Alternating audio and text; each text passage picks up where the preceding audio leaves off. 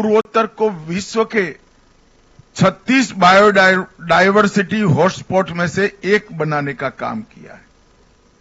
हमारी स्ट्रेंथ अकेले पूर्वोत्तर में 7500 से ज्यादा अधिक फूलों की प्रजातियां हैं और कई प्रकार के अलभ्य, वन्य और पानीजन्य प्रजातियों का ये हमारा उत्कृष्ट स्थान है। ये सारी चीजों को संजोकर एक टूरिस्ट डेस्टिनेशन बनाने का बहुत महत्वपूर्ण प्रयास इस 10 साल में हुआ है। परंतु सबसे बड़ा काम हुआ है तो नॉर्थ ईस्ट के अंदर शांति प्रस्तापित करने का काम ये 10 साल के अंदर हुआ है।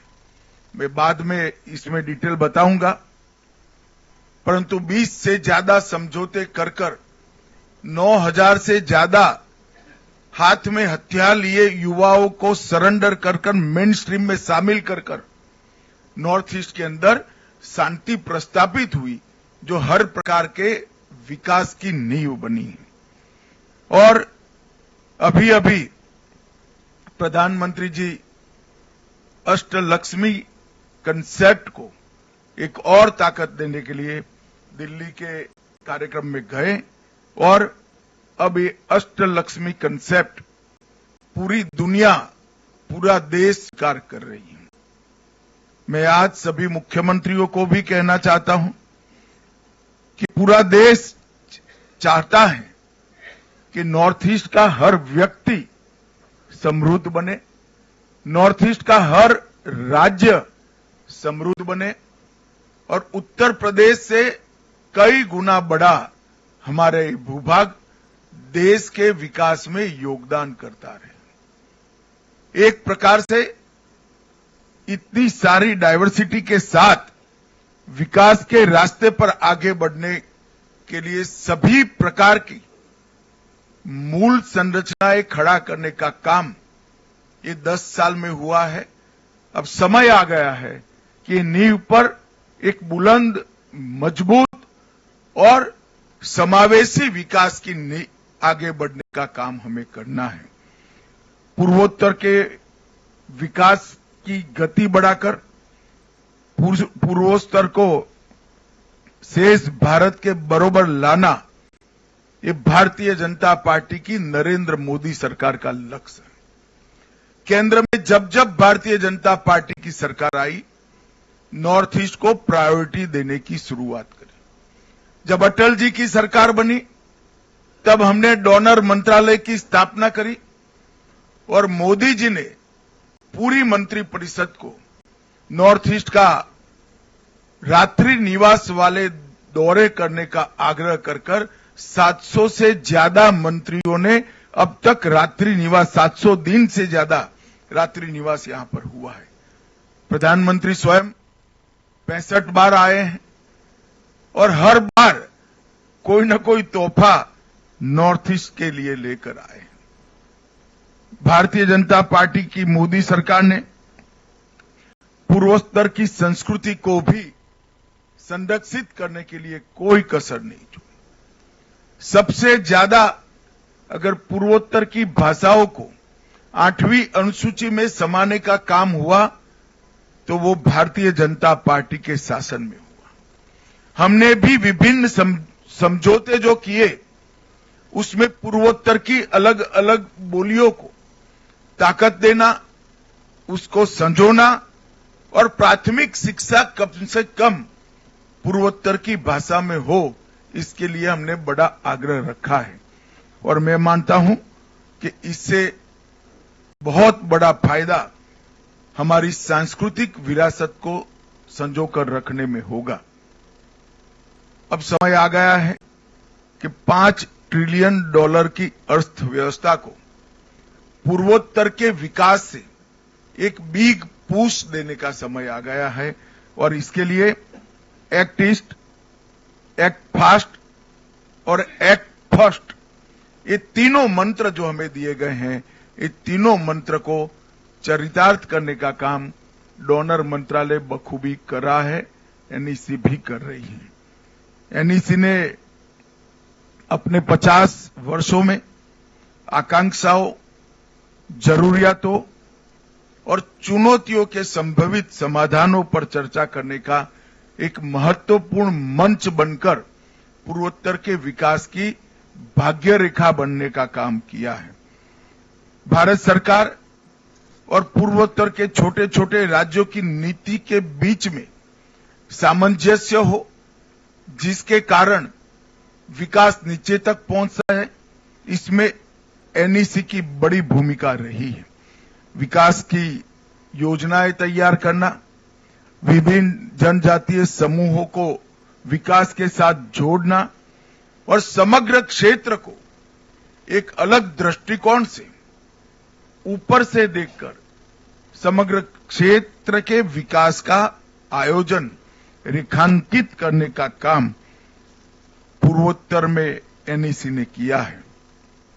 मोदी जी ने एक पॉजिटिव इकोसिस्टम बनाने का काम कर लिया है। इसके आधार पर राज्य सरकारों ने और डोनर मंत्रालय ने निवेश का इकोसिस्टम बेहतर करने की अब जरूरत है।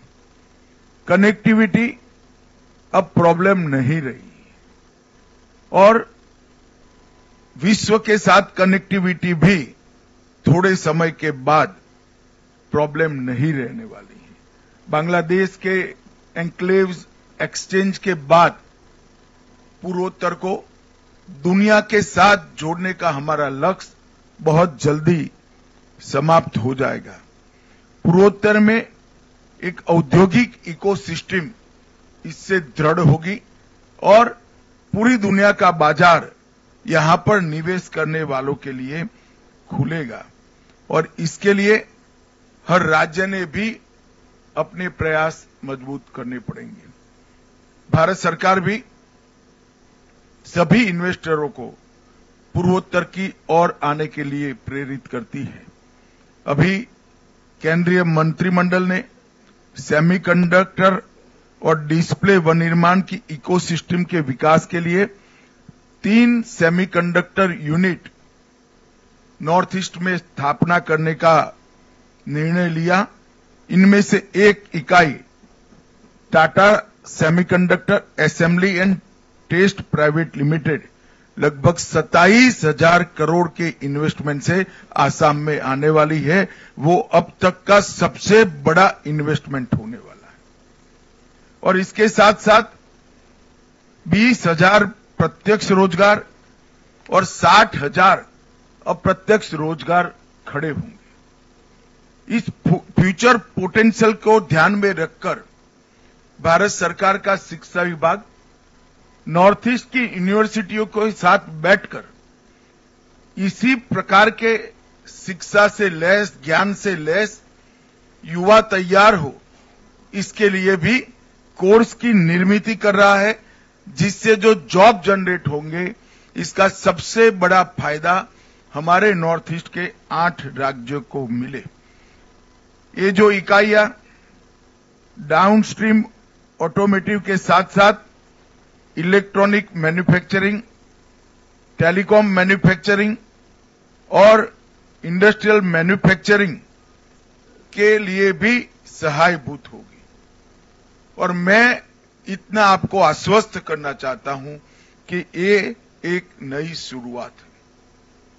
नॉर्थ ईस्ट के लिए बहुत जरूरी है कि इंडस्ट्रियल इन्वेस्टमेंट आए, बड़ी बड़ी इकाइयां आए। इसमें कोई आपत्ति नहीं होनी चाहिए, इसका स्वागत करना चाहिए, इसको गति भी देनी चाहिए। परंतु सिर्फ क्षेत्र के और राज्य के विकास से नॉर्थ ईस्ट हमेशा शांत बना नहीं रह सकता। इसके साथ साथ व्यक्ति, गांव और राज्य तीनों के बीच में विकास का सामंजस्य करना पड़ेगा और व्यक्ति के विकास का हमें आयोजन करना है, गांव के विकास का आयोजन करना है। तो इंडस्ट्रियल डेवलपमेंट के साथ साथ इसके पहले की एनईसी की बैठक में मैंने कहा था, दूध, सब्जी, अंडे, मछली और मांस, इसमें स्वावलंबन लाए बगैर हमारे पास कोई चारा नहीं है। यही चीजें हैं ऑर्गेनिक प्रोडक्ट, दूध, सब्जी, अंडे, मांस, यही चीजें हैं जो व्यक्ति के विकास का कारण बन सकती हैं। और जब तक हर व्यक्ति को हम संपन्न नहीं कर सकते, संपन्न नॉर्थ ईस्ट की कल्पना बेमानी है। हो सकता है राज्य का जीएसडीपी बढ़ा ले हम, मगर व्यक्ति का संतोष और व्यक्ति के विकास की कल्पना, ये सभी चीजों से हमने करनी पड़ेगी। और टूरिज्म, कनेक्टिविटी की बहुत उपलब्धता के कारण सॉफ्टवेयर निर्माण के भी यहां ढेर सारे मौके पड़े हैं। नेचुरल कोर्स में पूरा नॉर्थ ईस्ट ऑर्गेनिक खेती करता है। मेरा सभी मुख्यमंत्रियों से, राज्यपाल महोदयों से और मुख्य सचिव से आग्रह है कि भारत सरकार ने नेशनल ऑर्गेनिक कोऑपरेटिव लिमिटेड बनाई है, जिसका उद्देश्य कोऑपरेटिव ऑर्गेनिक खेती करने वाले सभी किसानों को इसके साथ जोड़कर पैकेजिंग, मार्केटिंग और एक्सपोर्ट तीनों के लिए इंफ्रास्ट्रक्चर खड़ा करेगा।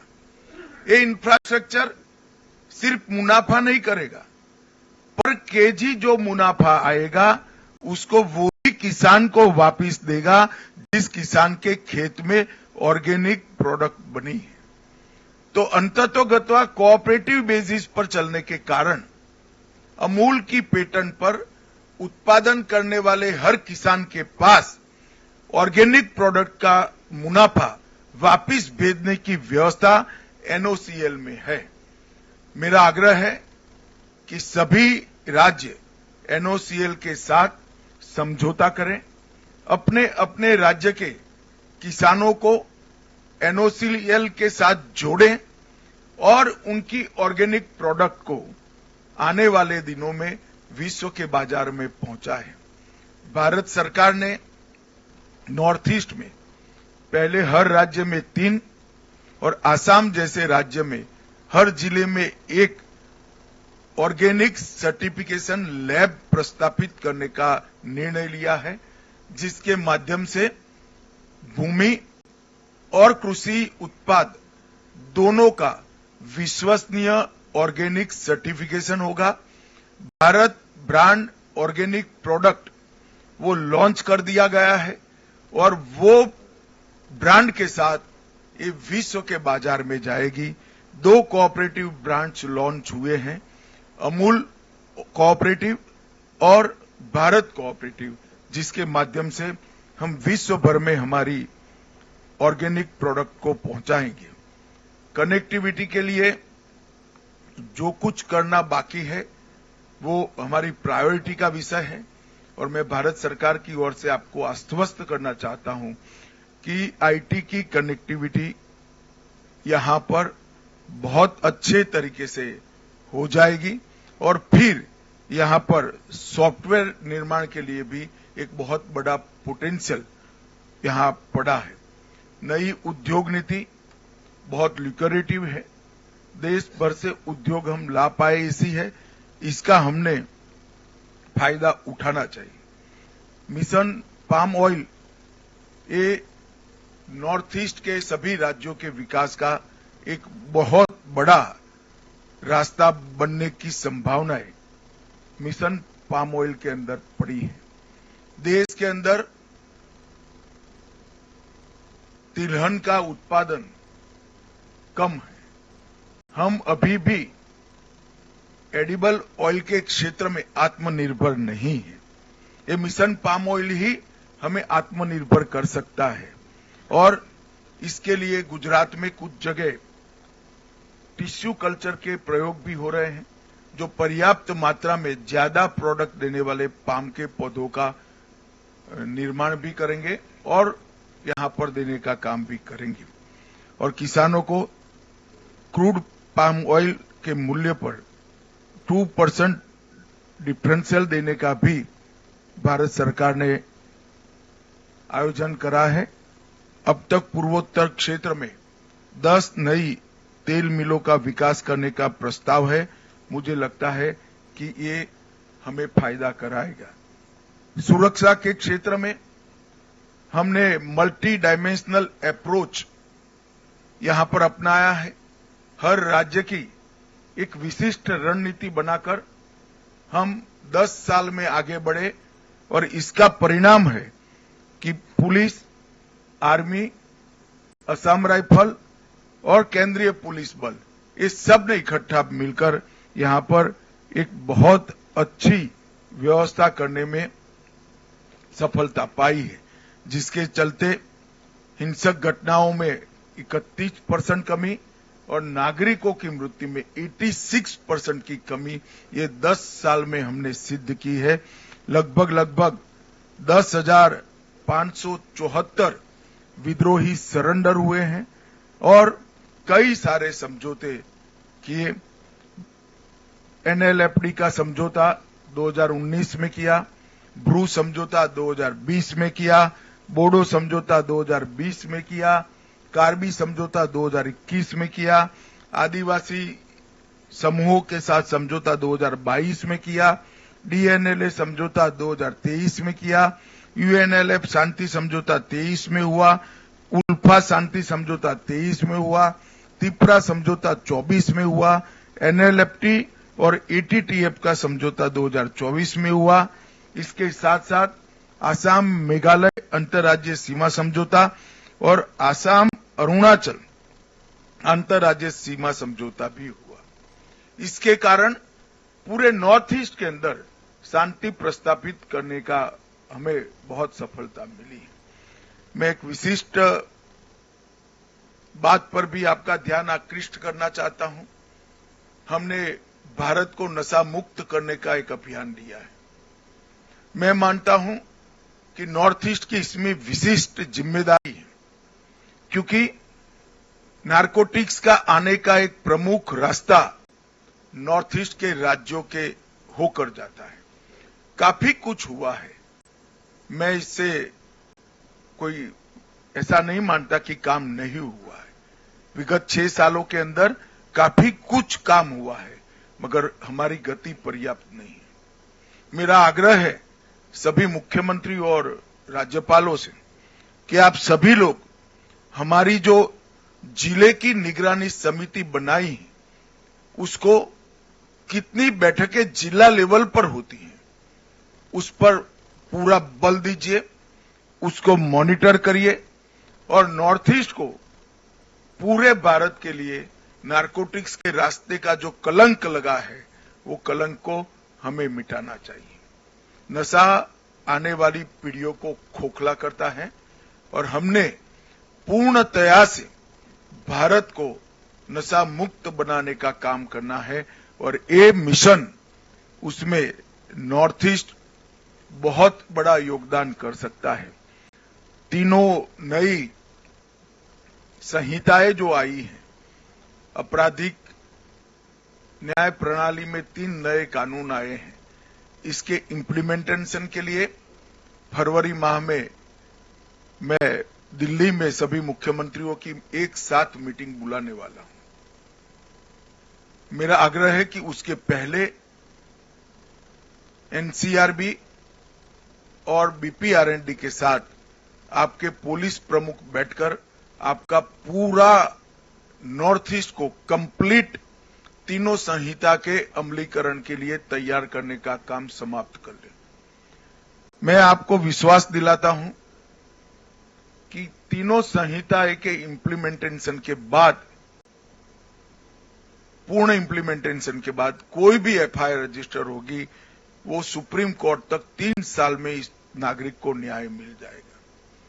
हम सालों तक आतंकवाद से जूझते रहे, हम सालों तक अहिंसा से जूझते रहे, तो सभी राज्यों की पुलिस का लक्ष्य यही रहा कि हिंसा से मुक्ति पाले। वो काम अब लगभग हो चुका है।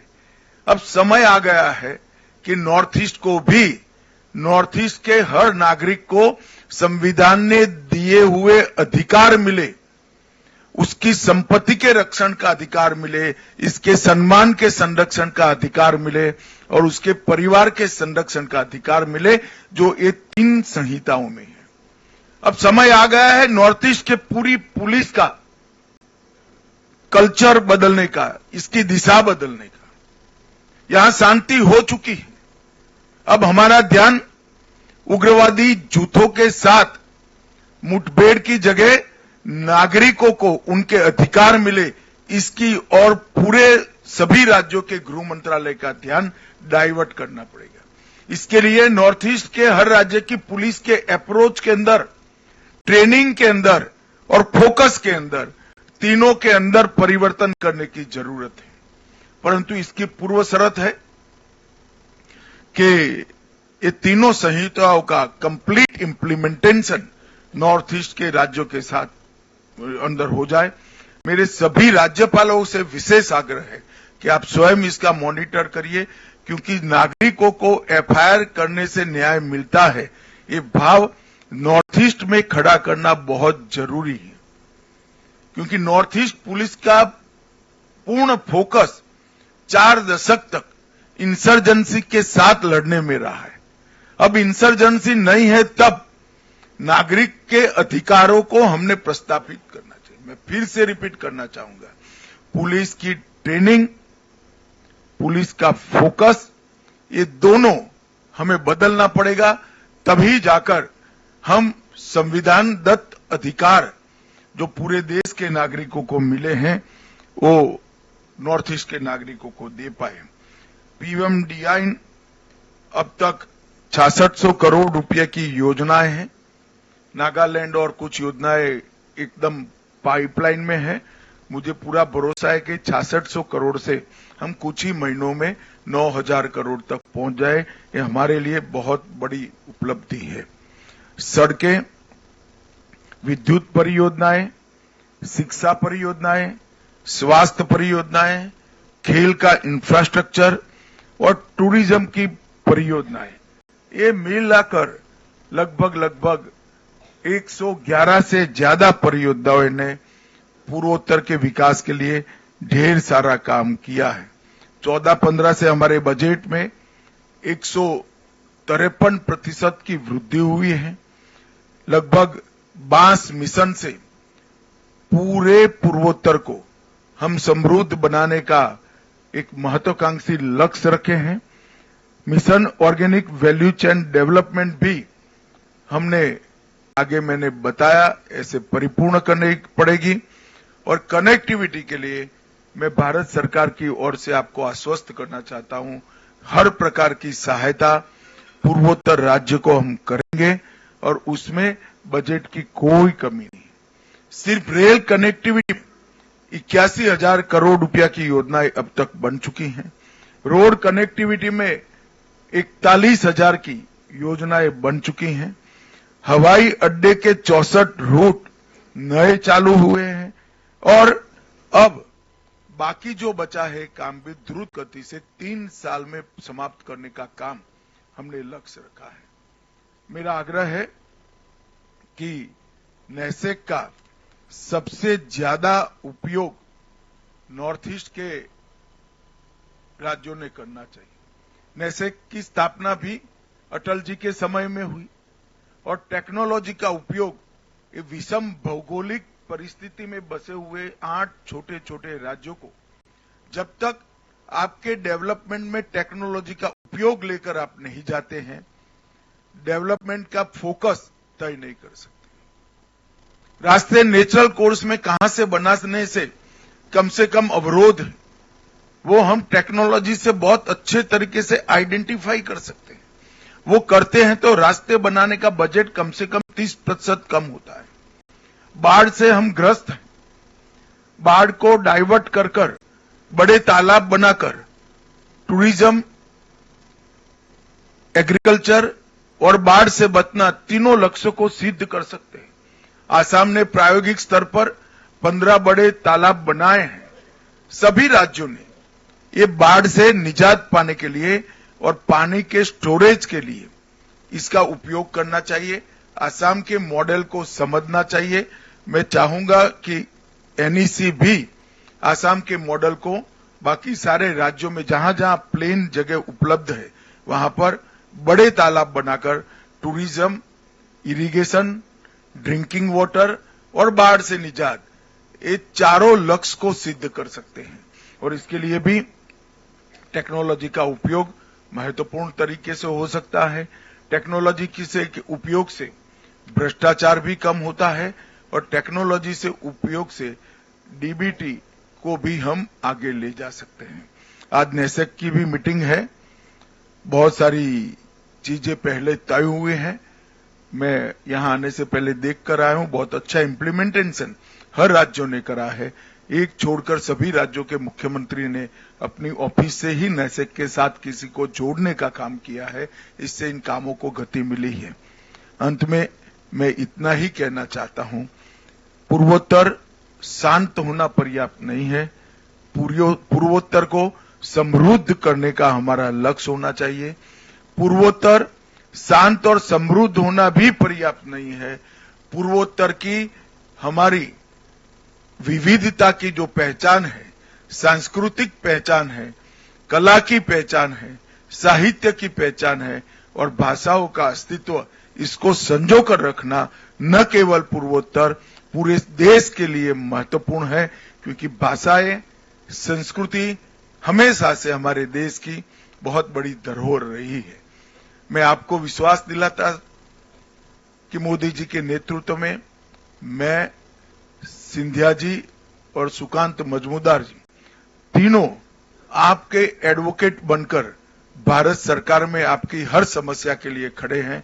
आप आगे आइए और ये शांत, समृद्ध और सांस्कृतिक विरासत से सभर पूर्वोत्तर को आगे बढ़ाए। और जब 2047 विकसित भारत का लक्ष्य तय होगा, तब मेरी तो मन की एक कल्पना है कि सबसे समृद्ध क्षेत्र अगर कोई हो सकता है तो हमारा पूर्वोत्तर हो सकता है, क्योंकि कुदरत ने आपको बहुत पोटेंशियल दिया है। तो हम सब मिलकर मोदी जी के 2037 के विकसित भारत के लक्ष्य के साथ जुड़े, आगे बढ़े और पूर्वोत्तर को भी आगे बढ़ाए, यही अभ्यर्थना है। वंदे मातरम, भारत माता की जय। माननीय गृह मंत्री एवं उत्तर पूर्वी परिषद के अध्यक्ष श्री अमित शाह जी का मैं बहुत बहुत आभार व्यक्त करती हूं, उनकी बहुमूल्य वक्तव्य सभी के साथ साझा करने के लिए। আপনারা শুনলেন এনআইসির আগরতলায় প্রজ্ঞা ভবনে যে বৈঠক চলছে সেই বৈঠকে বক্তব্য রাখেন এই বৈঠকের সভাপতি তথা কেন্দ্রীয় স্বরাষ্ট্রমন্ত্রী অমিত শাহ এবং সেই বৈঠক থেকে উত্তর পূর্বাঞ্চলের বিকাশকে আরো বেশি ত্বরান্বিত করতে কেন্দ্রীয় সরকার যে সাহায্য যেভাবে করছে ঠিক সেভাবে করবে বলেও তিনি জানান।